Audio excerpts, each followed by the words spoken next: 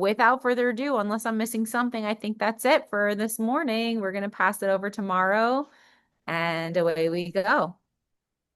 How are you? Glad to be here. Thank you for having me, and thank you for everybody for taking the time to sit through my class.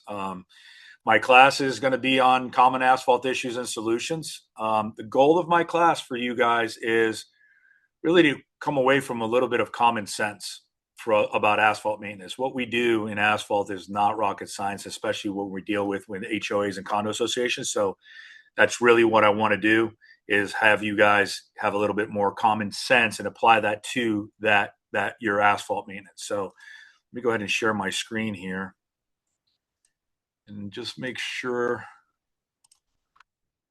And let me do.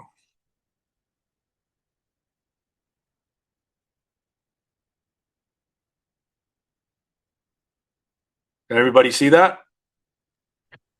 We do. And folks, we know it's a little bit smaller because of the widescreen situation. So if you'll be able to get request the slides later, so don't worry about that. Mauro, take it away. Okay, great. Again, thank you very much, everybody. My name is Mauro Comuzzi. I am the president of the Paving Lady, and this class is Common Asphalt Issues and Solutions.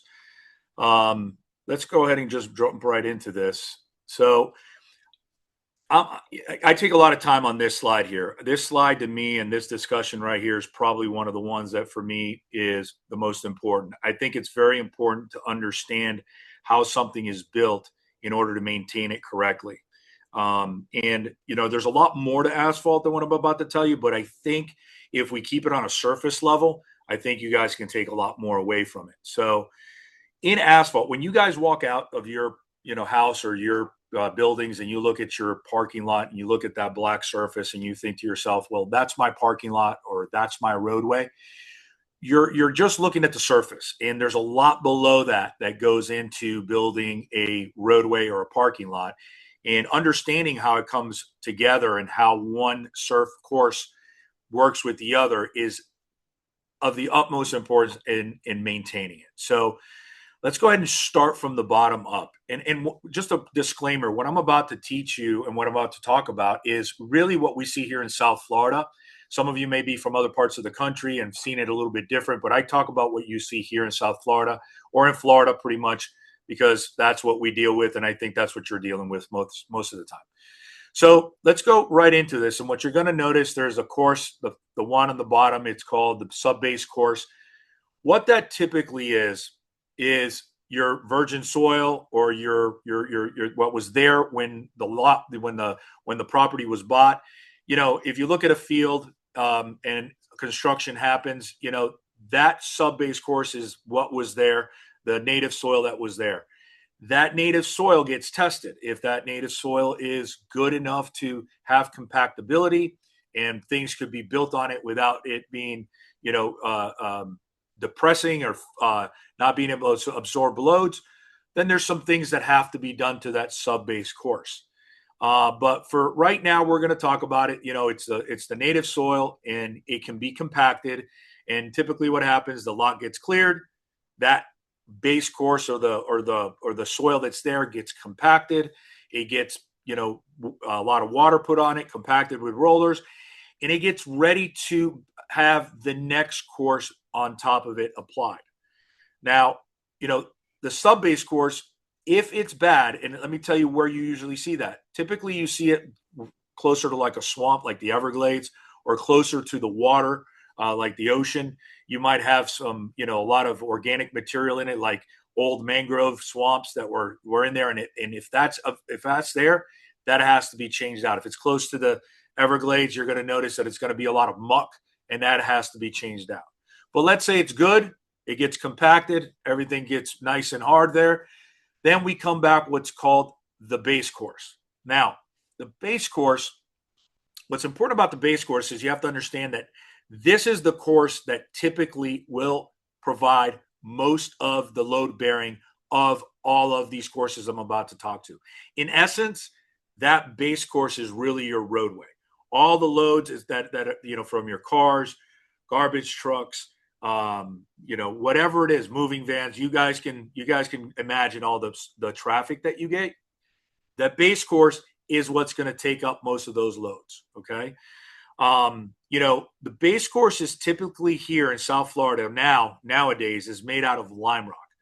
But let's talk about existing condominiums or HOAs. Think of a dividing line down here in South Florida, 595. Anything south of 595 has always pretty much been lime rock. North of 595 in the 70s and early 80s, before the lime rock quarries were up here in Palm Beach, they used a lot of stuff what's called shell rock. Now, both of them are exactly, both of them when compacted and both of them when, rolled and cut and rolled and cut and compacted, both lime rock and shell rock will equally be as strong. They'll hold the loads as strong the same way. They're both, their load bearing, capacity is pretty much the same when it comes to that. The only big difference is that lime rock will sustain disturbances and water more than shell rock. Why is that important? Because when you're doing some maintenance procedures to shell rock, you have to be very careful not to disturb that base course. And we'll talk about that a little bit later. But lime rock base, you can, compact it, get it nice and hard, and you can kind of leave it uncovered for a while before you have to pave over it. Shell rock base, it's a little bit different. Once shell rock gets compacted, you have to do something to it pretty quickly, because what happens is construction traffic, all that kind of stuff that happens on a construction site is going to disturb that base material, and you might have to rework that base. What's important to understand is that lime rock is what's being used most of the time now in construction. 98% of the time that you see it, because we have quarries all over South Florida now with lime rock base. So remember, lime rock versus shell rock, both are really good. Shell rock, once you disturb it, there's a very good chance you're going to have to rework that, and it's going to cost you a little bit more money if you're doing very large maintenance issues to your parking lot, like a mill and pave. So I want you also to understand that those two, if the weather or anything ever, they weren't exposed to that, then they could last a long time. But lime rock will sustain water and other things better than shell rock. Now, I'm sure some of you have been, in the Midwest or seen a gravel road go in, or seen something that looks, like a rock road that was put in by a farmer. That's really good until what happens? Starts to rain or a lot of traffic on it, then you see it start to break up. Well, that's realistically what asphalt was made for. It was made to be a surface course to protect that base course. Without protection, or waterproofing, let's call it, that base course will break apart once it starts to rain. Because remember what we talked about with lime rock, when you compact it, all those little fine materials and things hold together. And if they're not disturbed, they're going to be fine. But as soon as water infiltrates that, some of that fine material starts to push and go away, and it starts to move around, and more water infiltrates into it, and it causes it to lose its structural capacity, and it breaks apart. So what is asphalt? Asphalt is a surface course that's put on our roadways and parking lots for many reasons. One, it's a very smooth surface for all intents and purposes. And two, it's a functional surface at a very thin layer. So, but asphalt, let's talk about asphalt pavement. Asphalt pavement is aggregate and asphalt. Asphalt is a liquid. Asphalt pavement is made up of aggregate of all sorts of sizes. So if you look at this, if you look at a section, I don't know, can everybody see this or no? We see the same slide. Oh, yeah, I can see that. Okay. So in this core of asphalt, you see how there's rocks of every different dimension, smaller, bigger. That's what asphalt pavement is made up of. It's aggregate of all sorts of sizes, and it is mixed with a binder, which is the asphalt. The asphalt is a liquid, and it's mixed together, and it's heated, and it's very soft and pliable when it's first made, and then it hardens after you compact it and it cools down. So that's what asphalt pavement is made out of, aggregate and asphalt. There's many different types of asphalt mixes, but I really want to talk about the ones that you're going to see in your neighborhoods, right, or in your HOAs. Let's talk about two types, and this is pretty much the most technical I'm going to get into this course. I don't like technical stuff when it comes to explaining this. I want to keep it very, very, common sense. You have type S asphalts and type SP asphalt. Okay, let's talk about type S. In the S world of asphalts, these are the older asphalt mixes that have been around for a very long time. You have asphalt S1, S2, and S3. The numbers represent the size of the aggregate. S1 has the largest aggregate, 2 smaller, 3 the smallest. Right now, they're not making any more 2s, S2, but typically in your HOAs, what you're going to see is an S3 asphalt. If it's an S type, why? Because the smaller the aggregate, the smoother the asphalt. And for aesthetic purposes, that's all very important to homeowners and HOAs. So type S3 asphalt has the smallest aggregate. And when it's compacted and done, you see how smooth this kind of is. If it's got the larger rocks, it's not going to be as smooth. So type S1, large aggregate, type S2, little bit smaller, type S3, the smallest.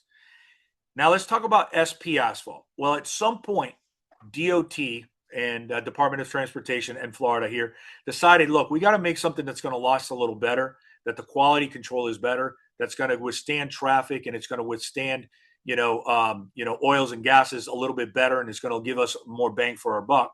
So they came up with what's called SP, super pave asphalt mixes.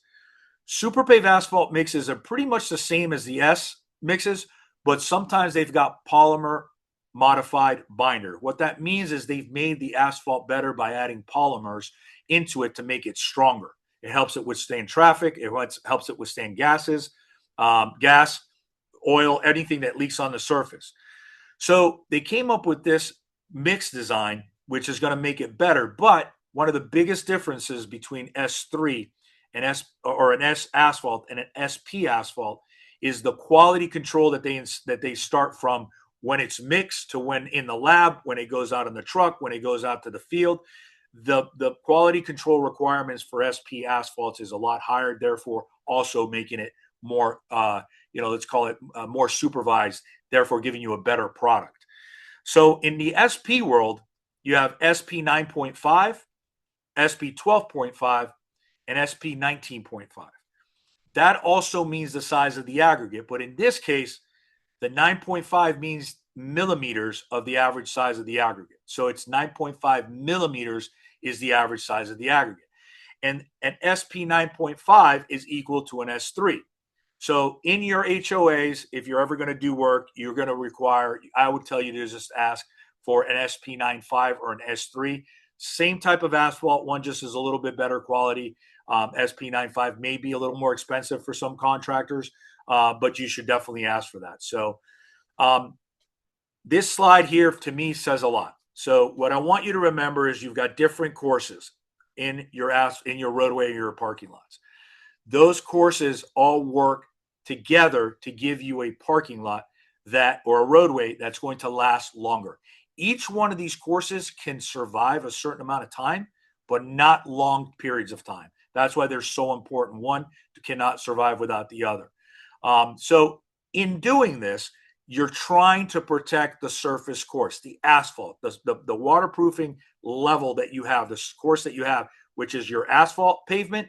That's what you're trying to protect, because once it's installed and once you move into your HOA or your condos, you can't do anything about your base course or your sub base. You inherited that. So you, as property managers, HOA board members, property owners, you're trying to protect that surface course so it doesn't damage everything below it. Okay? I hope that made sense for you guys. This next slide, we got a typical life cycle of asphalt. I say typical because no two asphalt pavements are made the same, installed the same, and every property is different. You have different types of, wearing factors due to traffic. So a distribution center for Walmart's going to wear different than a condo association with 30 30 units, right? But in typical language here, let's talk about what asphalt should last and what you should do. It's kind of like us. We all have, what's our life cycle? Well, it depends on how we take care of ourselves. It depends on how many times we go to the doctor. It depends on our diets. Same thing with asphalt. It depends on many different factors how long it's going to last. What I really want you to understand in this is that as asphalt gets older, the more maintenance it needs. Now, on the flip side, the more maintenance you do to asphalt in its early years, the less maintenance you're going to have to do at a higher cost in your later years. There's a study that says that, for every dollar you don't spend today, you may spend 5 later. And what you're really trying to do, like I said, is protect that asphalt pavement. Because if it gets into your base course, which is the lime rock or the shell rock, it can really cost you more money down the line. So, look at this stage, and what you'll see is, it's anywhere from 0 to 35 years pavement can last you. And in a roadway, it's going to last a little bit different. If you have an HOA with a crown roadway, that means that the water sheets off of the roadway. That's going to last longer than a parking lot where all of the water goes to drains in the middle of the parking lot. Water is the enemy of asphalt, one of the enemies. And, depending on how much traffic your roadway gets, it could last up to 30 years. Typically, what you're going to see in the first 0 to 5 years, what I would tell you is just be careful of patchwork and things like that. But I would tell you that in that first year, at the end of the first year, if you've got new asphalt, you just milled and paved it or overlaid your parking lots, you want to seal coat it. Your asphalt pavement is the most susceptible it's been. It's brand new. It's porous, and any oils, the sun, and all that kind of stuff you want to take care of very quickly, so it doesn't oxidize it, and you have to do more, work later. Look, I'm 53 years old. I wish I would have taken care of myself a little bit better. And it's the same thing with asphalt. I'm trying to fix a back, my knee. Had I taken care of myself a little bit better, I wouldn't have to spend as much money and time trying to take care of myself now. I think that's the same thing with asphalt pavement or anything that, for that sake, that requires maintenance. The more maintenance you do when it's in good condition, the less maintenance you'd have to do when it's in later years. But asphalt does have a lifetime, and at some point it gets tired and it gets brittle, and it will break apart. So very important to you guys to see this, that no two parking lots are the same, but the more you do in the beginning of the life cycle, the better off you're going to be later years. I want to talk about the more common deficiencies that you guys will see in asphalt pavement. There's a lot of deficiencies, but I really want to talk about the ones that you'll see in your parking lots, things to look for when you're doing roadway maintenance. So let's get into that. And one of the most common things that you see is alligator cracking. Some of it's very widespread, other it's in just little areas, but you can see in the picture on the top right, it's called alligator cracking because it looks kind of like alligator skin. And this typically happens when there's either something wrong with the base from water intrusion, and then the water gets between the asphalt pavement and the base because of there's a crack or something and it's holding water, and it starts to deteriorate the asphalt from below. So if you can imagine, some water gets below the asphalt, a car runs over it, it cracks a little more, and now multiply that by 1,000 times more. So if you're an HOA that has an entrance that 100 cars go through it a day, you can see how this could magnify that problem. This is something that you guys should really look for because it's easier to solve alligator cracking when it's small because you can contain it. Once it starts to get widespread and going horizontally, what you're going to notice is that your areas that you have to fix, it's not just maybe a 5x5 or a 10x10. Sometimes it's a whole entranceway, or sometimes it's a whole intersection that you have to do. So it's very important to keep your eyes open for this kind of deficiency because it can spread quickly, especially in going into a rainy season. So, we're almost getting into that rainy season now in a few months. If you have this now, I can tell you that it's going to just get worse. Water is going to intrude, and that's why it's important to see it now. So alligator cracking, how do you fix it? Well, the best way to do that is what we call a full depth patch. You take an area, you isolate how much you have to do, you cut the asphalt, and we'll talk about what a full depth patch is later. You cut it out, you remove the asphalt, you look at what's going on with the base. If you have to rework the base a little bit to make it more stable, you do. And then you put the asphalt back and roll it. And if you have now a nice permanent repair, that's taking care of the problem. The next one that you're going to see is reflective cracking. Now, I call that in the deficiency. Why? Because it's something that's going to be in every single parking lot I'm ever going to do. And it's something that's in every parking lot that I've ever seen. Reflective cracking is when you have a crack that reflects through the lower level. Let's call it, if you have 2 layers of asphalt and you overlaid your parking lot with 2 layers. So if you have a layer of asphalt and you put a thicker layer of asphalt on top, if there's a crack in that lower layer, sooner or later, that crack may reflect through the next surface. I'm sure you guys have seen it with tile floors. You know, if you have a tile floor that cracks, it's not the tile that's cracking, it's the concrete slab below it that's cracked. And now that crack has continued through and forced the tile to crack. Excuse me. Same thing with asphalt pavement. If you have a crack in the surface and you overlay and put asphalt on top of it, sooner or later that crack may reflect through. This is something you cannot eliminate. It's almost impossible to eliminate. I've never seen an asphalt parking lot that doesn't have a reflective crack or a crack in it. You know, I mean, my joke is there's 2 types of asphalt that's cracked and asphalt that's going to crack. It's a characteristic of asphalt because of the loads and everything that it's put on. And I do have, so this is a core sample, right? And I put this core sample on my desk and I was sitting underneath, something was sitting underneath it. And you notice how this cracked just from the weight of its own asphalt because of what it was supported on. So asphalt's only as good as what it's being put on. It's always going to take that shape. So, you know, you notice that with time, this cracked. So same thing here. And if you notice in that picture below, you'll notice those cracks are perfect squares. Well, that parking lot used to be concrete. And what they did is they put asphalt on top of it. And the joints of the concrete slabs are reflecting through. And that's what that's showing in that picture. And because asphalt doesn't crack in perfect squares.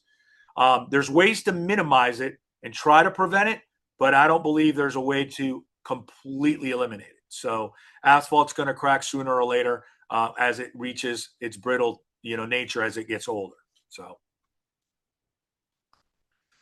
well, this is probably one of the most, that causes one of the deficiencies that causes the most liability for you guys. And it's probably something that you guys deal with a lot in parking lots and sometimes in HOA roadways.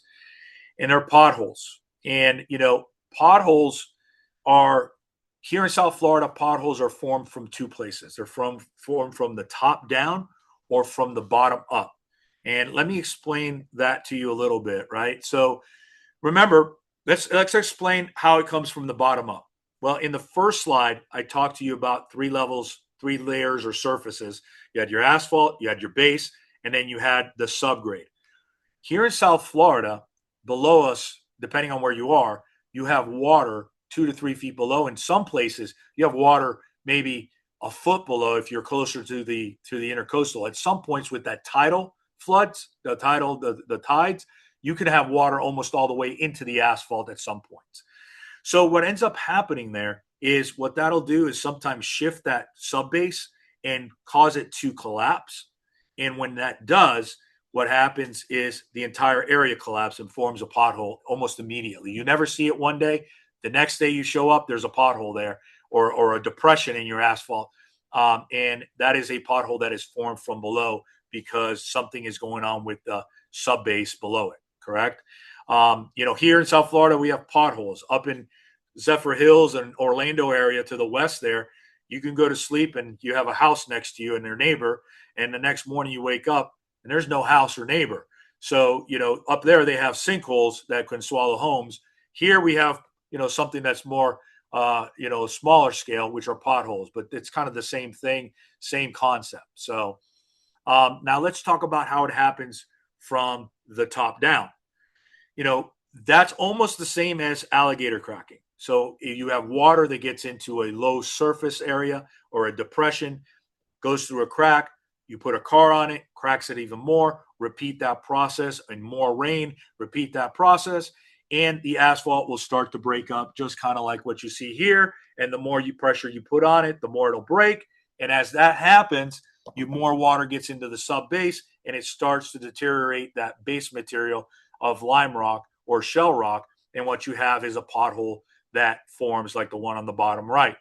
Now, it's important also to catch this early, because if you do, you'll be able to fix it before there's a lot of base failure, or you're able to fix it before it gets wider and more dangerous.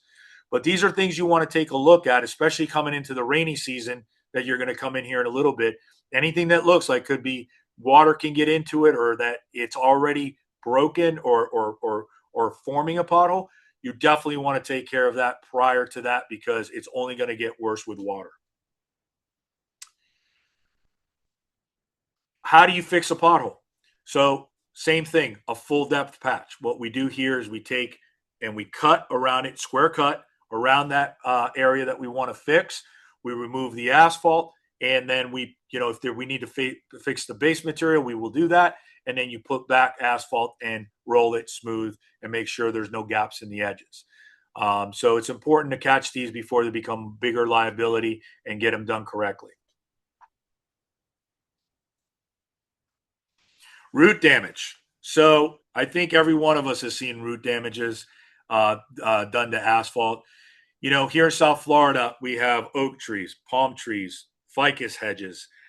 You name it, we have it. And they cause different types of damage to asphalt. Oak trees have large roots. They get into that rock, the base rock that we were talking about, and disturb it and pop the asphalt up higher. Palm tree roots, what they'll do is they'll get in between the asphalt and the rock, because they don't want to work too hard. They go for the path of least resistance, and they get in between that space, and they start to look for water. So they start to spread out horizontally, and they really start to cause that asphalt to pop in little places, making it very weak, and it becomes very brittle. If any of you have a walking path in an HOA, and you've ever ridden your bicycle on an edge where there's a lot of palm trees, you can kind of feel it when you're going. It's almost like Morse code. It's as you go by the palm tree. Oak tree roots and ficus roots are bigger. They pop it like you see in this picture. Every city and every municipality requires us to put, when you build a parking lot, shade trees. Well, back 30 years ago when they were designing these parking lots, they only had 3-foot landscape islands or 4-foot landscape islands. And these landscape architects would think, and if there's any landscape architects, I'm sorry, but they were putting a 5-foot oak tree in it. Well, that 5-foot oak tree now, 30 years later, the trunk of this is almost the size of the island. So it takes a lot of recurring maintenance to make sure that you're keeping your roots from, getting into your asphalt. But nature has its way. It's always going to find a way. So it takes a lot of vigilance to look at it and make sure that you're doing the right thing, which is pruning roots, periodically within the bed of where the tree is, and not allowing it to get out to that. There's root barriers that you can install. They'll do good with some of the smaller roots, but some of the larger roots will get right through it. And even if you install what's called a D curb, a concrete curb that goes 12 inches down, and that could act almost like a root barrier. But let's say you have a situation like this. Number one, you look at it, you see that it's popped up in many different places there. And, that becomes a liability to people. Anybody that's walking behind a car or trying to take a shortcut between landscape islands, that's a liability. And you definitely want to take care of it. But if you do have these, roots that have intruded into the asphalt and done this, the way to fix this is the same thing. You want to do a full depth patch, and you want to make sure that you cut out enough of the area that you're going to, take care of all the roots that are there. Typically what happens is, nature will find a way. Those roots typically will come back if they're not pruned outside the asphalt area. We'll take care of smaller roots when we cut them. We'll cut them at the edge of the asphalt, and we will then ask the HOAs and everybody, please keep them out. I've had to fix root damage asphalt 5 years apart, because you fix it, and if it's not pruned, it'll come back at some point. It's not the same root, it's different roots. So once you remove all the asphalt, when you cut it out, You want to cut the roots that are visible. Sometimes the roots can be very deep and you don't see them and they're still popping the asphalt up. Those are much more difficult to get to. You remove the asphalt, you cut the roots, you fix the base, you put back asphalt, you roll it, you compact it, and you pray for the best at that point. You know, now, you know, different types of trees are not allowed, like ficus hedges. You know, you remember ficus, it's not a hedge. Somebody called it a hedge and we were installing it as hedges, but ficus is a tree and it's going to grow as such. So you definitely want to make sure you're picking the right things that you're planting in these if you have that ability. But if you've inherited a property or you've moved into a property that has, you know, palm trees and things like that, you want to make sure that you're being vigilant in looking for these types of damage because it can cause continuous damage to an area or liability to your, you know, residents, guests, or anybody else. So, oil spots. So these are typically seen mostly in parking lots, right? Cars that are sitting in place for a very long period of time. If you live in a condo that has assigned parking, it makes it easier to figure out who's damaging the asphalt. In HOAs, what do you typically see? You see oil from garbage trucks. You know, a lot of times they're leaking hydraulic oils. You see oils from contractors. If there's work being done on a house, even landscaping contractors, they'll spill gas or other oils. You know, sometimes pool cleaning with some of the chlorine if they spill some. These are all things that can hurt your asphalt. But what we want to base, you know, this conversation on is really on oil and gas. You know, these pictures that you see here, you're going to see the oil is laying on the asphalt. It's that asphalt's never been seal coated before and it's very porous. And that oil is going to start to break down the asphalt slowly. And with the sun and, you know, here in South Florida, that asphalt's going to start to become very brittle very quickly. It's going to be loose. It's going to be soft at some point. You can take a spoon or a key and walk up to these oil spot damages like that and pick out the asphalt with a key. That's how soft the asphalt gets. You know, very important if you have a maintenance man or anybody that can, you know, in a condo, if you have somebody that takes care of that, you know, have something available that you can take care of these things when you see it, you know, and one of those things could be just as simple as kitty litter. If there's a big spill and somebody spills something and you're aware that they did, even dirt, anything that will soak up some of that oil or some of that gas, you're not going to get all of it, but even dirt or kitty litter works really good. Sweep it up. Then you can wash it down with some Dawn detergent. You don't ever want to put a degreaser on there, like a very heavy duty degreaser, because that'll just eat up the asphalt as well.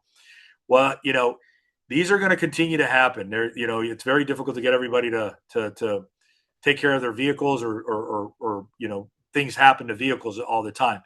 But you want to be vigilant in looking at this, and especially if you just milled and paved or put new asphalt down, that first year is the time you really want to be careful and making sure that you tell residents if there's a leak in your car, make sure you fix it because you're going to damage our brand new surface. You know, there's ways to prevent this. One is maintenance on cars and being careful with what you do, but that's out of our control. The other one that you can do is seal coating. We'll talk about seal coating. Seal coating makes a protective layer that allows the oil to sit on top before it, you know, can penetrate the asphalt. And when it rains, it just kind of runs off. Most of it will. But if too much oil or gas is left on sealer for a long period of time as well, it can damage the sealer, but it takes time because it's made to withstand this. If you do have oil spots that are, you know, beyond, let's say, scrubbing and making them clean, same thing you would do to a pothole here is you would take and you do a square patch, remove the asphalt, and put back new asphalt and roll it all smooth. So, you know, not only is it unsightly, and a lot of times you see this in rental communities where people don't have skin, let's say, in the actual ownership, but it's prevalent in pretty much everything we do. And you want to make sure if you're seal coating and you have oil spot, you want to make sure that your contractor primes those oil spots after they clean them, because the sealer doesn't want to really stick to oil that much. It wants to stick to a dry asphalt surface. So very important to keep an eye out on this. It's something that's preventable. And, you know, if you can catch the people that, you know, have cars that are leaking, you want to get to them quickly and let them know what's going on. Water's our enemy. Asphalt, standing water is an enemy of asphalt. There's a lot of enemies: the sun, gas, oils. But water, we live in South Florida. We all know that water is prevalent down here, especially in the months coming up. Right now, we're in a drought, so that's actually good for the asphalt, but bad for everything else. Here in South Florida, though, it's very difficult for an asphalt contractor the way that parking lots are built. We have probably 2% slope, and 2% slope is pretty much even, right? It's barely makes water move. And what happens when that happens, you have spots that settle over time, just like you see here in these two pictures, and water will sit there. When you go up north, let's say call it New York or a little bit further north, Massachusetts, Indiana, all those places, you have a lot more elevation changes in parking lots, and it makes it easier to get water off the parking lot. Water will, you could have 2 feet of elevation difference in 100 feet. Here we might have an inch in 100 feet. So it's very important to keep an eye on for standing water. Now, typically the rule is if it dries within 48 hours, it evaporates within 48 hours, you're in good shape. Okay. Now, 2 different types of puddles, I call them. On the right-hand side, you have what we call a bird bath. It's enough to have water sit there, but if it evaporates within 48 hours, you're good. Not really a cause for concern. Now, on the left-hand side, you have what's, more of a, let's call it a puddle. It's a little bit deeper. And there's a lot of, one of the hardest things we have to do is try to move water. It's almost impossible at some point. But if you haven't, what we do in the industry is if you have a puddle that's too deep, 2 inches deep because of a depression, something's happening in the asphalt. Well, let's say the puddle is a 5x5 puddle. It's a 5x5 area, and it's holding water and it's 2 inches deep.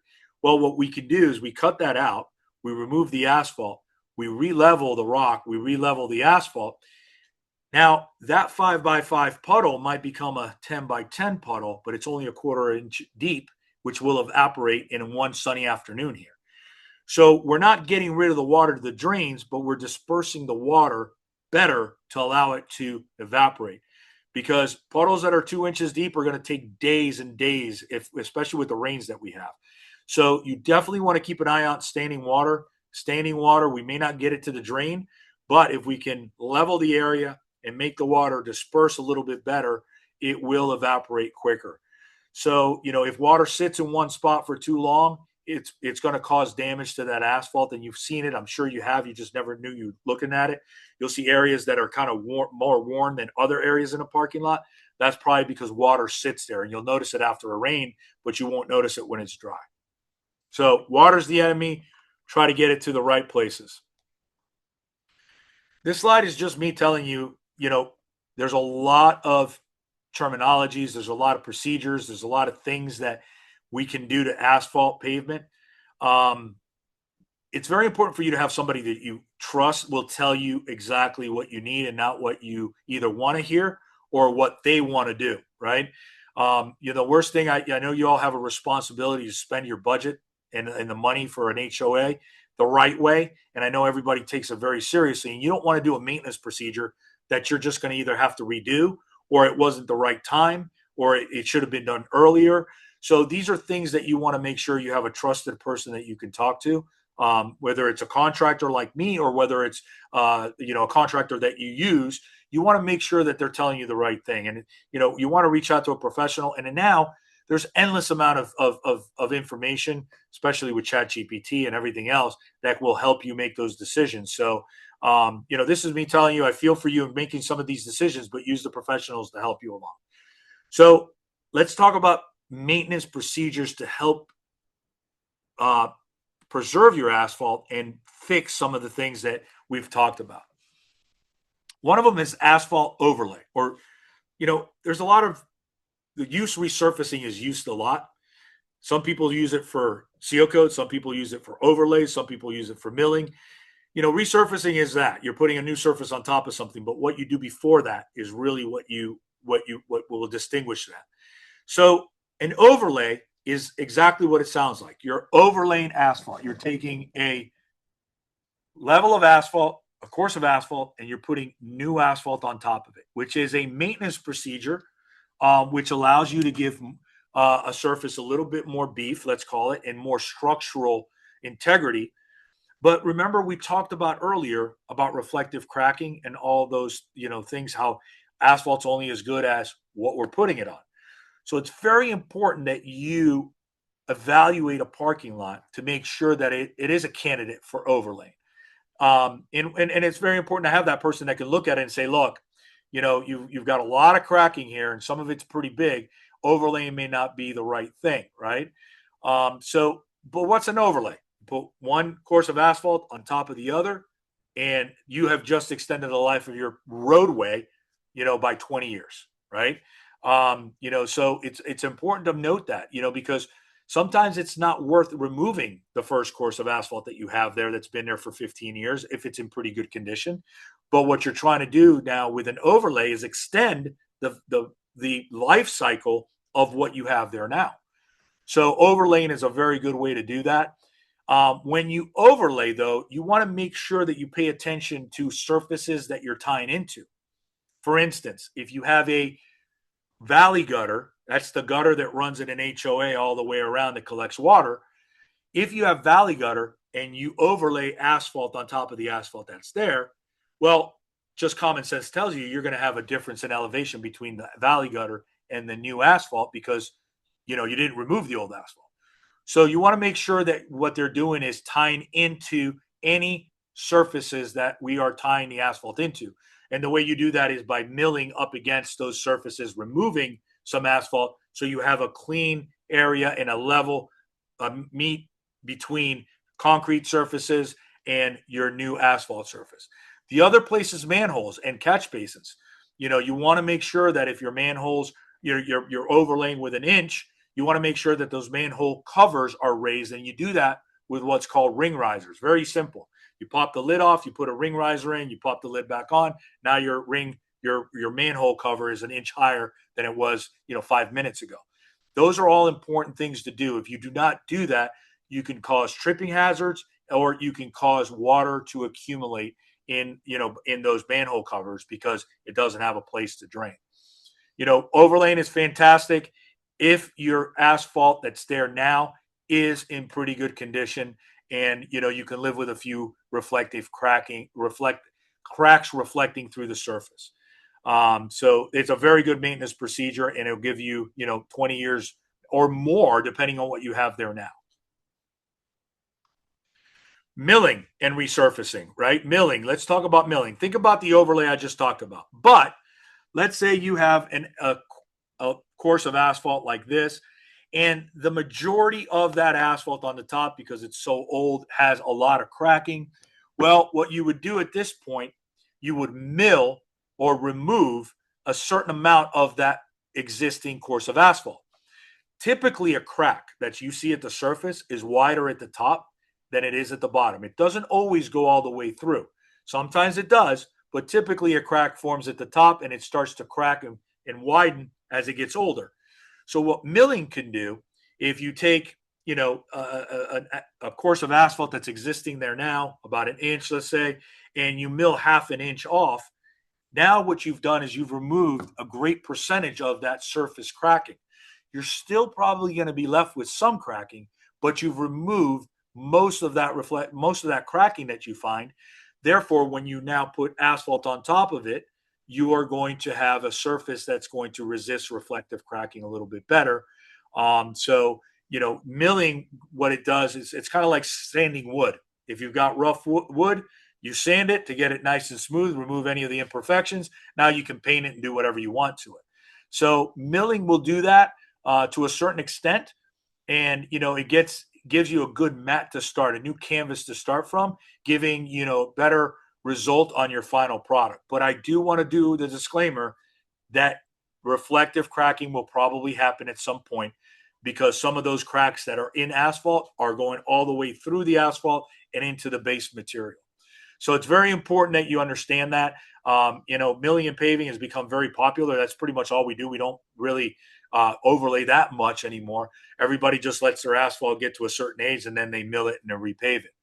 The good thing about what we do is when you mill it, we take all that asphalt to recycling. We're one of the heaviest recycled industries in construction. So milling is removing some asphalt, and then you're going to put asphalt back up.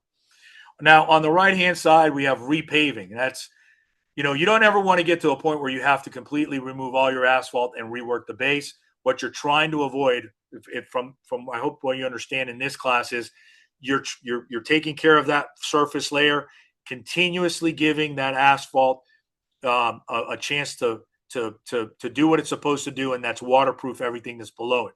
If you take care of that pavement on the top, everything below it, in most cases, should be good, unless you're close to the water. Then all bets are off with the tidal changes that we have here.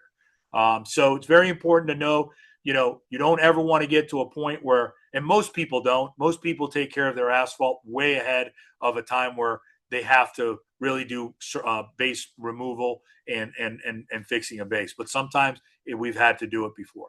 And that's when it can cost you, for instance, $1 to overlay, $3 to mill and pave. It can cost you $20 a foot to, do a repave with base reconstruction. So very important. Patchwork. This is something that you guys see, probably you've seen a lot of times. And I want to talk about different types of patches and how they're done. Cold patch, skin patches, or full depth patches. Let's talk about cold patch. 20 years ago, if you asked me if cold patching was something that you should do, it was. Cold patching material wasn't that good back 20 years ago. What is cold patch material? You, me, anybody could go down to Lowe's or Home Depot and buy a bag of asphalt. It's called cold patch. It's cold. It's in a bag. It's kind of soft. You open it up. You put it into a hole, into the pothole or whatever you're trying to fix, and you tamp it with a tamper, and it's good as a temporary repair. This is great for places that have a lot of foot traffic. Why? Because it takes away a liability where somebody can get hurt. So if you're in a condo association and you have a maintenance guy or guy or woman, please have them have some cold patch in their maintenance room. So if there's ever a pothole that forms, you can throw cold patch asphalt and temporarily fix it before a professional contractor can come out and do a permanent repair. In the picture on the right, you see a guy with a tamper. You see a pickup truck in the back with about 10, 15 bags of cold patch. My only joke here is if you need that much cold patch material, you need a new parking lot. It's not meant for widespread stuff. It's meant for, very specific potholes and things like that you can just throw in there and take care of very simply with just a tamper. Skin patches or skim patches, another temporary repair. We don't do these anymore that much, is where you don't remove anything. You know that you have construction going on in your condo or your HOA. You know that you're going to do something with the asphalt and as soon as the construction is done, but you have an area that's kind of in disarray because of the construction. There is a way that you can come in, put what we call tack on the surface, which is the asphalt. You put tack on it, then you take that. You take your new asphalt, put it on top of that, and you can compact it, and you can get it to where it's protecting that area without having to cut anything out. That really saves you on cost of doing a full repair because you're going to just redo something later on. So it's important to understand that you can do stuff like that, but it's very, very temporary. Full depth patching. This is more of a permanent repair, and this is what I've talked to you this entire class. It's about taking care of something which is going to, last as long as the pavement that you have there. And how do you do that? You see that middle picture, you cut out a square. That picture I don't like because it's not a perfect square, and I included that because you don't want to see this. You don't want to see too many corners in a patch. So you want squares or rectangles, and you remove the asphalt, and you can see the base material in that one. You want to compact it. You want to roll it. You want to do whatever it takes to get it ready to accept new asphalt. And then once you do that, you put new asphalt into the hole, and you roll it and compact it. And what you see there is a perfect, smooth black patch. And that color, as it gets oxidized, will turn the same color as the rest of the parking lot. So permanent repair is all we suggest our clients do because it allows you to get the most bang for your buck. You won't have to see us for a while. Something to note, though, if your asphalt is very deep, if you have let's say more than 2 inches of asphalt that you removed, you want to make sure that your contractor is putting it back in lifts. What do I mean by that? You put a first lift of asphalt, compact it, then you put another lift of asphalt and compact it again. The reason you do that is if you try to compact more than 2 inches at one time, it's going to end up settling because you cannot achieve compaction on more than 2 inches, especially with the patchwork equipment that we use in the industry. So this is patching, and this is what you're going to see. This is typically what you're going to get when it comes to maintenance because it's something that catches something very quick, and it can allow you to protect your pavement investment very quickly. And the last maintenance procedure I want to talk to you guys about is really seal coating. I get a lot of questions about seal coating, whether I believe in it or whether it's a good thing to do. And the short answer is I wholeheartedly believe that it's a great maintenance procedure if it's done at the right time. And what do I mean by this? So we talked about milling and paving, and we talked about overlaying.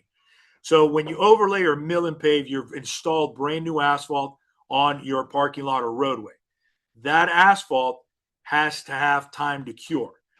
Takes about 6 to 8 months for that asphalt to cure. Once it's cured, what that means is the oils have all come up to the surface and they've evaporated. If you seal coat it too quickly, the seal coat will not adhere because there's oil still on the asphalt. And also what you can do if you seal coat too quickly, you will trap the oils from escaping. And what that does is it doesn't allow your asphalt to harden all the way. And that's what you want it to do is harden and cure, the way it's supposed to. So I believe that if you do seal coat after 1 year and you do it at intervals, depending on your property, it's very, very important to understand that if you do this over intervals that are timed based on your property and the wear and tear of the sealer, I absolutely believe wholeheartedly that seal coat is a phenomenal maintenance procedure. So it's very important to understand that. If you wait 10 years and try to seal coat your property, it's not going to work. Sealer is not there to fix anything. It's there to prevent the surface from deteriorating. It won't fix cracks. It won't fix depressions. It won't make your surface any more structurally sound. It's a maintenance procedure, kind of like painting stucco on your wall. It's not going to fix a crack. It's going to just seal them for a time being, and then it's going to be fine. So it's important to do that. There's two types of coal tar sealer. One is coal tar emulsion. The other one is asphalt emulsion. We use coal tar emulsion. They're pretty much equal now in the industry. So it's important that you understand one and the other one is pretty much the same. We use coal tar. I believe coal tar withholds and withstands more to gas, oil, and that kind of stuff to allow it to protect your asphalt better. And we can apply it two different ways. One is with spraying it, and the other one is with squeegeeing. I believe on brand new asphalt, best process is one coat squeegee, one coat spray. Therefore, when you're squeegeeing, you're putting more material down at one time, and then you come back and do a second coat. Once it's cured, you put down the second coat of sealer, giving you a more a smooth surface. And remember what it's doing.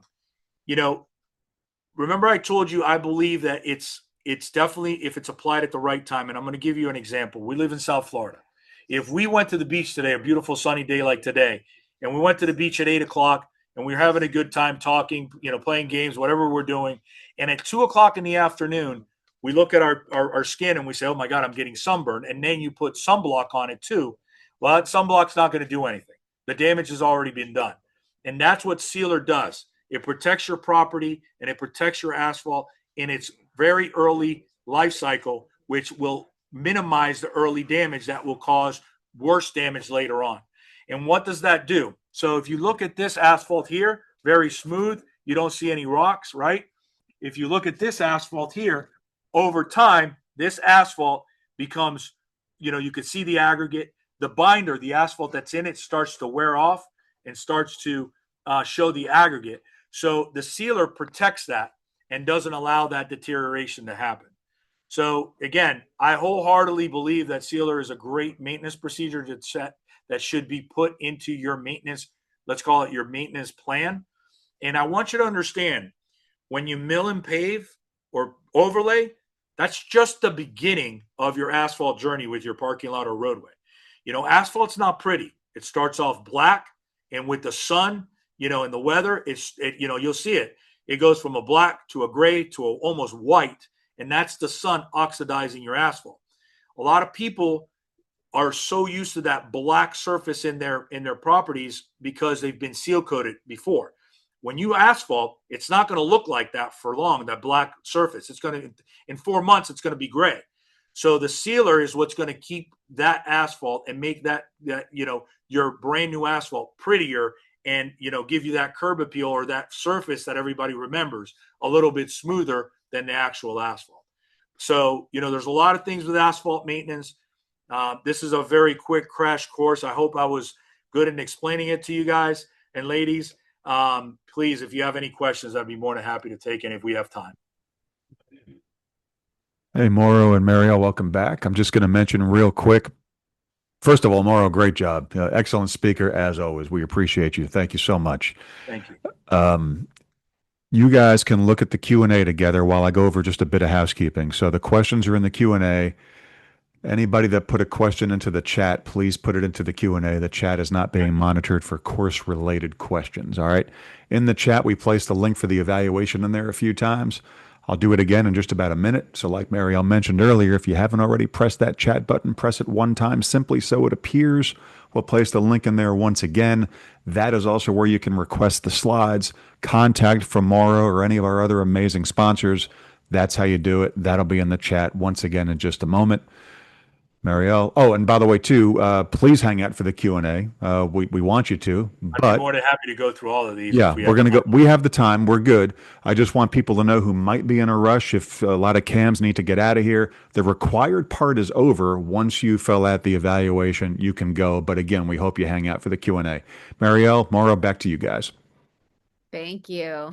Yeah, we have a bunch of questions. So, Okay. and you may have answered some of these because we're going back to now 11:07. So you may have answered some of these, but from Tina, okay. How does one verify that the milling was 1 inch versus 2 inches? That's a great question. It's called a core sample. If you see what I'm holding in my hand, this is what you can hire somebody. You can hire an engineer or a geotechnical engineer to come out and do core samples of your asphalt, and they look just like this. It's a round core.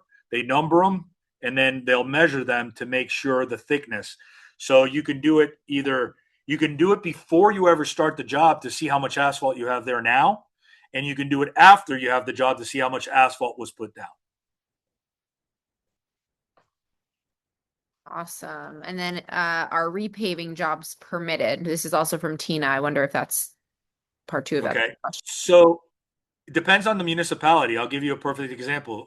Unincorporated Palm Beach County, if you have a roadway that's on private property, let's call it an HOA, and you're not doing anything but just milling and paving, and there is no parking stalls.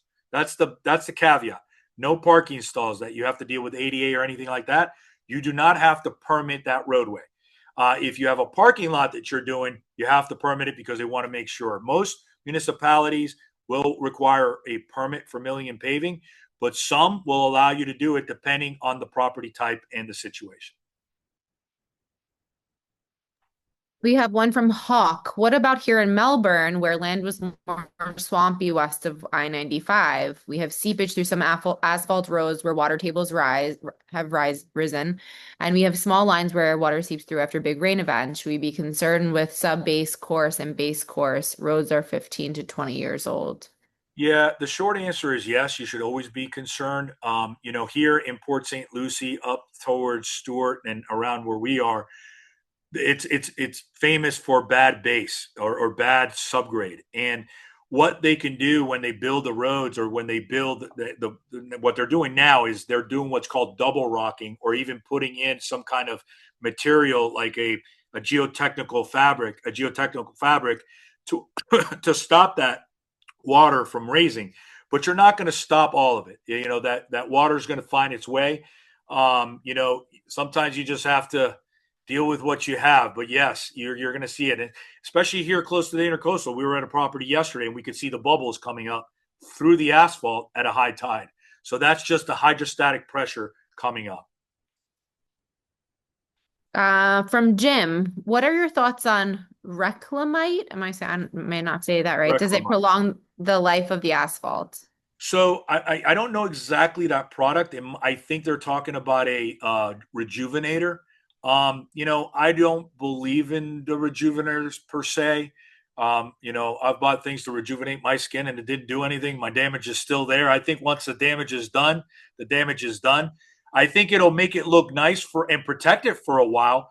But I just don't know if once damage is done, if it's going to reverse it, like they say. But it can extend it because it's protecting what you have there now. But once it gets to a certain point, I don't think you should put anything on it. You should let it go a little bit longer and then mill and pave it. Awesome. From Joseph, is it true that a condo neighborhood main roadway always has a concrete base coat under the asphalt? No, that's not true. So a condo neighborhood does not always have it. And typically, I think what you're talking about may be crushed concrete base is what they're using in some places. I don't like crushed concrete base, and I'll tell you why. One of our clients, I don't want to say the name, is a big developer. Crushed concrete base, when you wet it and compact it, is beautiful. It's smooth, it's hard, and it's a dream to pave on. But what happens with concrete? It's cracks. So if you put asphalt on top of that concrete, it will cause the concrete will crack, the asphalt will then crack. So this client that we had did a job in Tampa, and they used concrete base for that reason because it looks so good and it's so hard, thinking that it would withstand some the test of time. But because it cracked up so bad, the asphalt cracked with it. So realistically, lime rock is typically what you're going to see in condo neighborhoods. Typically, you will not see the concrete base. Most engineers are specifying lime rock base now for all base material. Awesome. Arthur, what is the best solution for repairing cracks in asphalt that appear atop concrete substrate expansion joints? There's best way to repair it, if anybody's from up north, you're used to that black spider lines in asphalt when they do crack filling. Best way to repair a crack is you first with hot air or with a router, you router the crack to make sure you've gotten everything out of it. Hot air, Lance, you want to get sure you hot pressure everything out of it to make sure the crack is nice and clean. And then you take it's crack fill material. It's a rubberized crack fill material that's heated and poured into it and then smoothed with a little tiny squeegee. We don't do that much down here. Here in South Florida, yeah, cracks don't expand and contract like they do up north with the freeze and the thaw. So I don't like crack filling and I don't like crack repairing in asphalt because you can see it even when you seal coat it and it looks like ugly spider webs.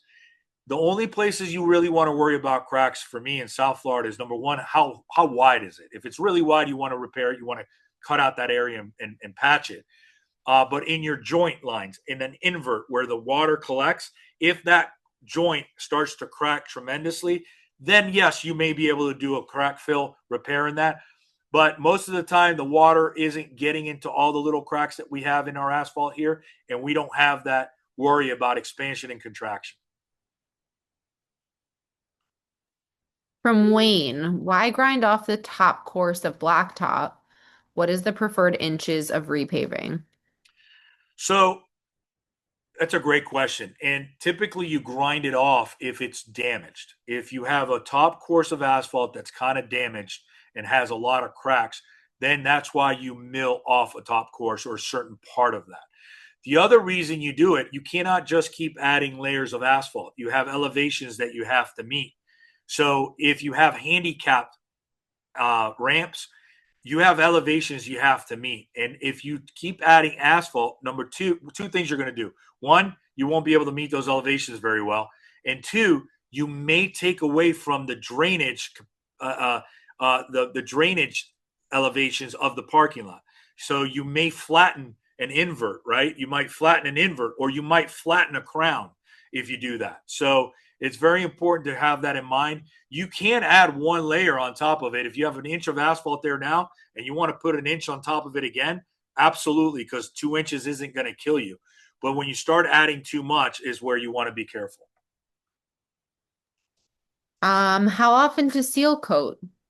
So how often to seal coat? Typically, what I see is the intervals are between 3 to 5 years. And not always. If you have an HOA or a condo building that has, 10 guest spots or 10 residents, not a lot of traffic. You could go on for probably maybe longer, depending on how that seal coat was installed. Now, there's a caveat here. If it's very close to the ocean, if it's always in sunshine and sunlight, the ocean, the salt in the air will disintegrate that seal a little bit more. So traffic, weather, where it is, and how much sunlight it's getting will often tell you, after that first time you seal coated, how often you should do it. Now remember, two reasons to seal coat. One is maintenance, and the other one's for aesthetics. So for maintenance, you can go to 3 to 5 years. If you want aesthetics and you want to keep it black, you can shorten that time, but too much sealer will, you don't want to do too much sealer on a parking lot. Let's see. How well does liquid rubber driveway restore work? I don't even know what liquid rubber driveway how does liquid rubber driveway restore work? I'm not even sure what that is. It might be a product that I don't know about, or it could be for a residential application. I'm not sure. We use Star Seal, Seal Master, Gem Seal, Naira. Those are the types of sealers that we use. Hey guys, I was just looking that up online. It looks like a product name. It's a proper name. It's called Driveway Sealer Liquid Rubber. So it's some kind of a It's for product. driveways, probably something that we don't use down here. Okay. So let's see from Paul. Why do I see alligator cracking mostly where seal coats are used? If seal coats were good, then why don't counties use it? That's a great question. So let me try to answer both of them as good as I can here. Alligator cracking. So if you seal coat too much, you will see cracking in the sealer. Let me repeat that. If you seal coat too much and the coats of sealer are too thick, you can see cracking in the sealer. Doesn't mean that it's going to reflect into the asphalt, but I've seen products that have been used in the past year in South Florida where the application methods put too much sealer down and they crack, and it will actually could cause your asphalt to crack. But seal coating at the right intervals, letting it wear off to a certain point, will not give you those alligator cracking that you're thinking about. Why don't counties use it? They do.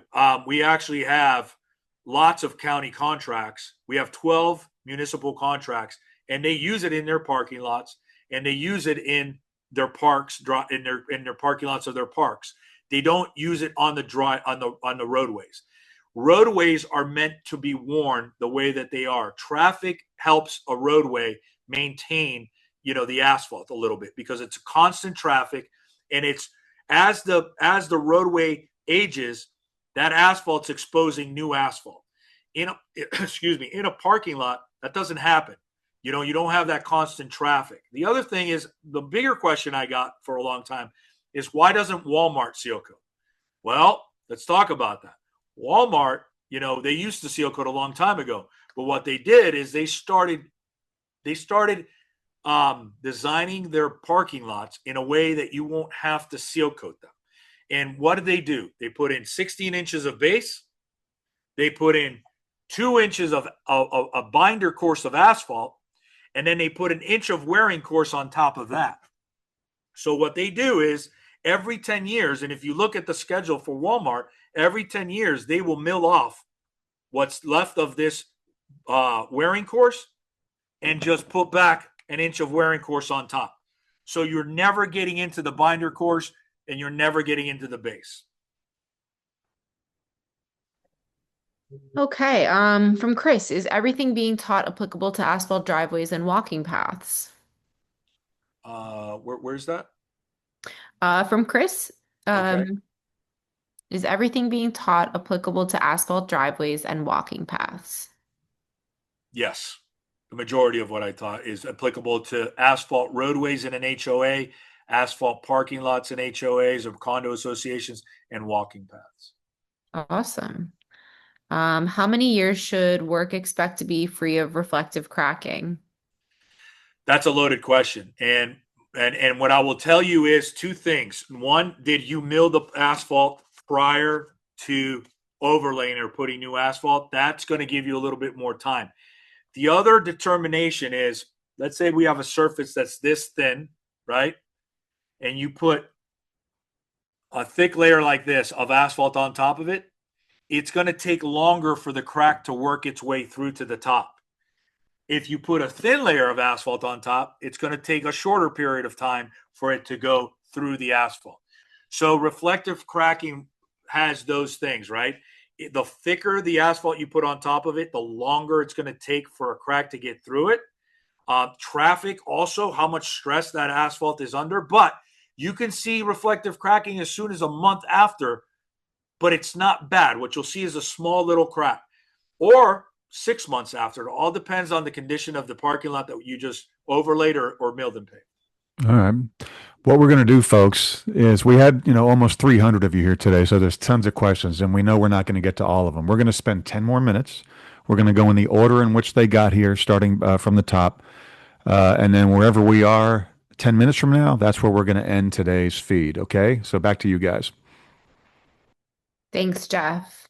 Um, and I'm sure there are some kind of redundancies in these questions. So hopefully, these answers are hitting a couple of them. From Brenda, how can you test for smoothness of asphalt after milling and paving is complete? We had a bumpy surface after our last project. What causes that? Is there a certain F dot standard for smoothness? Um, yes, there's a standard. What you want to remember is asphalt's made up of rock. It should be relatively smooth when it's completed. Couple of things could be it could be the asphalt wasn't compacted all the way. I mean, when you say bumpy, I just don't know what that means, whether it's the aggregate that's showing or whether it's bumps in the asphalt itself. That could be from rolling the wrong way. That could be many things, but it should be pretty smooth. F dot, there is a spec. I don't know it off the top of my head. I try not to remember that. I go look for it when I need it, but it should be relatively bump free. F dot does have, when you build a road, F dot requires what's called a rolling straight edge, but that's at high speed to make sure there's no bumps at high speed. It should be relatively smooth, and free of many bumps. Let's call it that. Do all patches need to be rolled after repair? No, they don't. Smaller patches can be done with what's called a plate compactor. It's a little machine that vibrates a lot. If it's a small patch, most smaller patching contractors will use a plate compactor, not a roller. Remember, if you use too big a roller, it's not going to isolate on that patch because one side of the roller is on the existing surface, the other is on the other surface. A plate compactor, when it's smaller patches, you can put a plate compactor in a small little 2x2 patch and really work that patch into the asphalt. So not everything is rolled. Sometimes you use a plate compactor. From Arlene, does Mauro's company evaluate roadways? We're at a point of builder turnover, and it seems like we should have the road evaluated as there is already a large patch in the road. Yes, we can evaluate. If you reach out to us, we can help look at those things for you. Amazing. From Robert, is there any products to deter tree root intrusion under roadways? Yes, there's root barriers that are installed. Typically, you can install them on the edge of the pavement. What that is a piece of fabric. It has some chemical on it, or it could be a PVC type a product. The ones I've seen used the most, it's a fabric with a chemical on it, little pods of chemicals. It goes in, and when the tree root hits it, it kills the tree root at the point of the tree root, but it doesn't kill the tree. So it stops it. But if the roots are too big, a live oak tree, with time, it's going to get through it. Amazing. From Susan, our HOA roads are 22 years old and there has been no maintenance. What type of study should we recommend to determine what issues we have and what should be done? So if you're wondering that, you can hire or call somebody like me to go out and evaluate it. But at some point, if to be better, if you have a board that you want to make sure all your residents are sure of what you guys are doing, you can hire a geotechnical or a civil engineer to do a road assessment, and they can tell you what you need to do. Because it sounds like if it's 22 years, you might have some base issues. So I would say hire a geotechnical engineer, Universal Engineering, GFA, those kind of people. They can help you, put a plan together so the contractors are bidding all the same. Let's see. How long do you have to wait before you can do the seal coating? 1 year. Well, could be 6 to 8 months, but 1 year. 1 year. 1 year is the quickest I think you should do it. I'm going to repeat just one thing real quick, folks. I still see this question in the chat. As we mentioned a couple of times, after you fill out the evaluation, all right, you're going to get a confirmation screen showing a successful submission. There is an email address on that screen after you submit the evaluation. That is the email address you will use to request slides and class material from the folks over at Paving Lady. Okay? Back to you guys. Thanks, Jeff. All right. Are asphalted parking lots normally installed with any slope to assist water in running off the parking lot? Yes. Yes. So two different types to install a parking lot, and one is what's called an invert, which you have drains, and you have asphalt that has valleys, which is called the invert, and that invert will take the water to the drain. There's a slope to get the water, typically minimum 2%, maybe a little bit more to get the water to run. And you can also do what's sheet flow. If it's a smaller parking lot, you can design a parking lot so it all flows to one side. From one end to the other end is higher. So they do that a lot in condos that only have one row of parking up against the building and a drive lane. They just slope it all down into the grass on the other side. So there has to be a slope. It cannot be flat. If not, water would stand on it at all times. All right, a couple more questions. How long can a cold patch last before you need to get it professionally repaired? It depends on the way it was installed, and the material today. You can have it last a few, 6 months, and even if you did it right, it could last up to a year.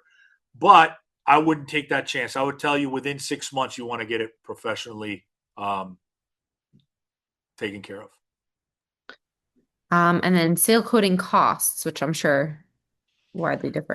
Loaded question. I mean, they can go on a huge job. It could be single digit pennies. On a big job, it can be on a small job, double digit pennies. It's usually pennies. It's 10, 20 cents, 30 cents, depending on the size and depending on what you're doing and the type of material and the type of application, and also where you are in the country. If the parking lot has not been seal coated in 10 years or more, what's the best solution? If it's not been seal coated in 10 years or more, depending on the roughness of that parking lot, I would tell you that you want to evaluate it to see if you can overlay it with asphalt, or you might have to mill some of it off and then pave it again.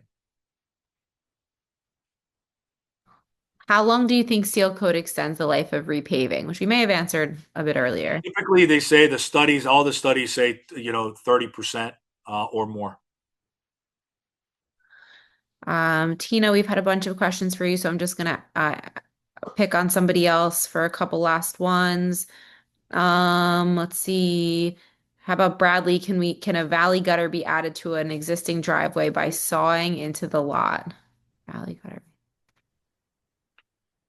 Can a valley gutter be you'd have to see the situation, because a valley gutter is something that directs water to a drain typically, right? So you want to make sure that if you're going to do something like that, you have a start point which is going to collect water and it's higher than where you want to take it. So, you could, I'm not saying you can't, but it all depends on the situation. Man, I hated valley gutters as a kid when we were playing baseball in the streets and the ball got in that gutter. You go chasing that ball down half a mile. Anyway, back to you guys. The one last question, which I think is a good one. Is there a time of year that is better to do this work? So that's That's God's comedy because I believe God has a sense of humor. Um, the time of year that everybody wants us to do this is in the summer, which is usually the hardest time for us to do it because we're fighting rain and humidity. I would always tell you that spring or fall are great. Like right now here in South Florida for us, you got 70 degrees at the high. The last few weeks we've had nothing but sunshine, 70 degrees, low humidity. That's really good for seal coating, and good for paving as well. With seal coating, I'll tell you, we're fighting moisture in the summertime and we're fighting rain in the afternoons. So sealer, you want to do it if you can do it in the spring or in the fall, it's great. But typically everybody wants us to do the bigger stuff when people are gone for the summer. But yes, I would tell you when there's less chance of rain, imagine that here in Florida, less chance of rain, and when their humidity is low for sealer. All right, we do still have a bunch of questions. Some of them I see that you actually did answer, which is great. But we put Mauro's email up on the screen so that you can contact Please. him Yeah. directly, which is very generous. We appreciate that. So please do, it seems like you guys all have some different, very, specific situations. So that's what him and his team were there for. All right. And I did see another question about the evaluation. I think you hopefully saw this by now, but it's in the chat. So if you want to grab it, if you haven't already, grab it in the chat. All right. Other than that, this program is being recorded and will be up on our site, acebytsk.com, within a few days. That's ACE by tsk.com. We have Jeff, what did you stick? Yep, there's the evaluation That again. was just the evaluate. And more real quick before you head out, there's a credit question in the Q&A. Will a certificate of completion be emailed to us? We're going to get the attendance sheet to the folks over at the Paving Lady, and they will handle the CE Yeah. reporting and credits.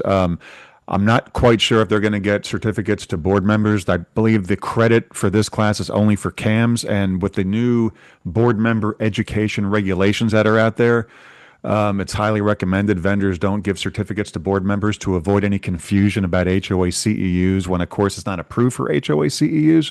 Am I correct with that, Mauro? Dawn would know more about that, and I can ask her. But if you guys have any question about that, please email me, and I'll make sure Dawn will answer it. Okay. And with That the does make CE, sense. That yeah, does make sense, Yeah, Jeff. over with the with K Bender Rembaum myself. So I do know when a course is not approved for HOA board member CEU, we're only going to give certificates for those that yeah, will get credit, just to Makes sense. avoid any confusion, because sure. there's Yeah, enough confusion out there about all the new education I requirements. know. Okay, So true. perfect. All All right. right. Well, Well, thank you so much, everyone. Thank you.